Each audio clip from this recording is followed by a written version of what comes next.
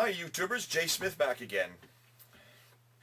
We've been going through quite a few subjects, and you've noticed we've been skipping around dealing with the person of God, the name Yahweh, the name Allah.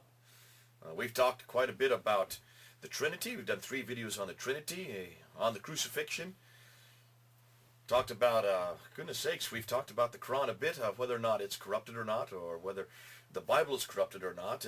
We'll be getting into the Quran and its corruption, and certainly I'll be doing a large critical analysis of the Quran. We're not going to hit that yet.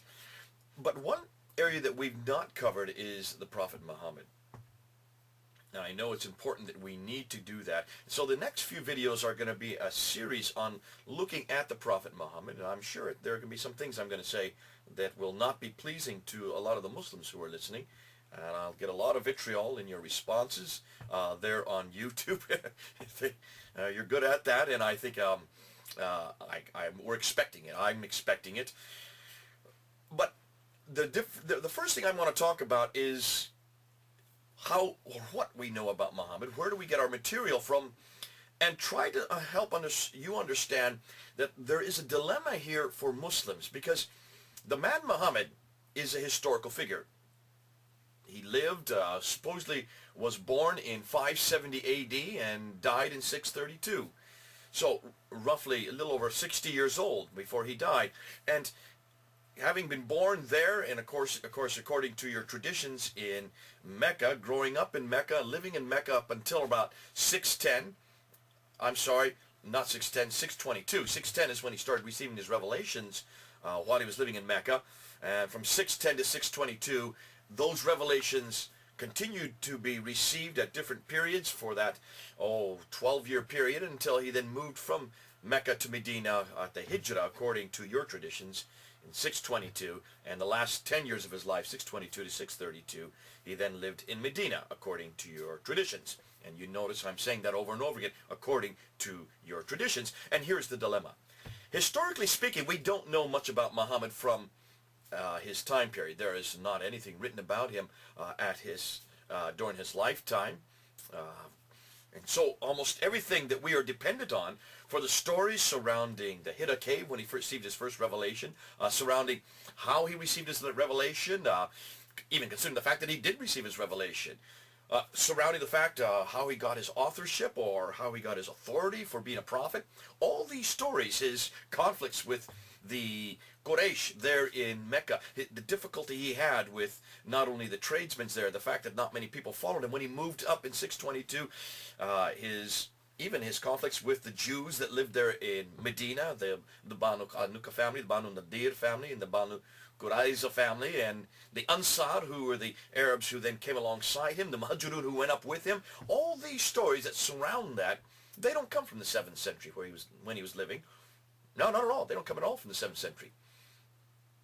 In fact, I don't know how many of you Muslims out there know when they were actually originated. Do any of you know when the life of the Prophet, what we call the Siratul Rasulullah, the Sirah of the Prophet, when it was actually amalgamated, correlated, written down?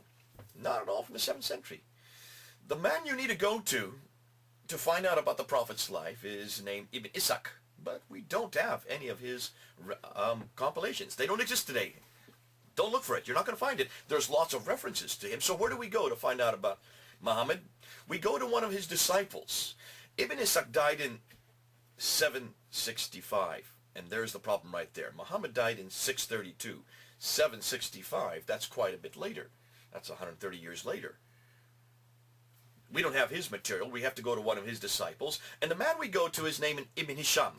Ibn Hisham died in 833, and he was writing the biography of the Prophet, the Siratul Rasulullah, just before he died, roughly 20 years before he died. And so we're talking about roughly the 9th century, up until 833. Muhammad died 632. That's 200 years later. It takes 200 years for the Muslims to write down the Prophet's story. Now, I have a problem with that as a historian, because certainly there's no reason why it could not have been written down while Muhammad was living. Why didn't he? Of course, he couldn't read and write, but he had scribes around him We know Zayd ibn Thabit was the one that was given the responsibility to write the Quran down. The Quran was written soon after Muhammad's death. It was written within 20 years of Muhammad's death, around 650 at the time of the Uthmanic period. So there was no reason why they couldn't have written down the Prophet's life, what he said, what he did, the hadith of his sayings, the sirah of his life. Why weren't they written in the 7th century? For that matter, why weren't they written in the 8th century? Why does we have to wait till 833 to find about your prophet's life? 200 years. 200 years of what? What was in that 200 years? What was the material that was passed down over those 200 years? And you know the answer. The answer is basically oral tradition. It was oral tradition that was passed down over those 200 years from Muhammad's life through his companions all the way up to Ibn Ishaq, then was related to Ibn Hisham. And even Ibn Hisham says that much of what Ibn Ishaq said he didn't care for, he threw it out and only retained that which he considered to be authoritative. What his criteria was, we don't know. I'd love to know what his criteria was for retaining what he did. So much of what we know about the Prophet, much of what we know what he said and did, the hadith that come much later, we'll talk about that yet to come, that's not for this video, is from the 9th century, what they thought the Prophet did and said. Can it be trusted? Here's the problem, and I leave this with you. Can we trust the Prophet's biography? Should we trust it? And this is the question that's coming up in the School of Orient and African Studies. This is the question that's coming up by the revisionists, the Orientalists who are now looking at the Prophet's life. People like, certainly the ones that I've had to study under, people like Patricia Corona out of Denmark, or Michael Cook here in Britain, or Dr. John Wansborough. These are all people who were studying and also who are teaching at School of Orient and African Studies. Patricia Corona is now in Princeton University teaching this material. So is Michael Cook. Gerald Hawting, who still is at the School of Orient and African Studies, brings this question up. Should we trust this material? Is it viable for today if it's written so late and is a product of oral tradition? And you know what happens with oral tradition. Oral tradition gets embellished. Oral tradition gets changed, manipulated, accreted, deleted. Take out the material you don't like, add that which you do like, so that the person that we have today in the Siratul Rasulullah, that person, Mohamed, that we see today in Ibn Hisham's writing, and after Ibn Hisham comes Al-Waqidi, which is even more embellished, that person is the person that the 9th century people wanted to believe and to relate to us. But is he the man of history? Can we trust his biography? I bring that into this equation, I say that at this time, because many of the claims about Muhammad, the fact that he was the greatest warrior, the fact that he was the greatest arbiter between man and God, the fact that he was the final prophet, he was the seal of the prophet, the fact that he did nothing wrong, he said nothing wrong, he had no sin, the fact that he was the greatest lover, the greatest husband, the greatest leader, the greatest in every category, he is the greatest. He is so embellished, which seemed to suggest that this is nothing more than oral tradition, 200 years of oral traditions, and that's where I question it.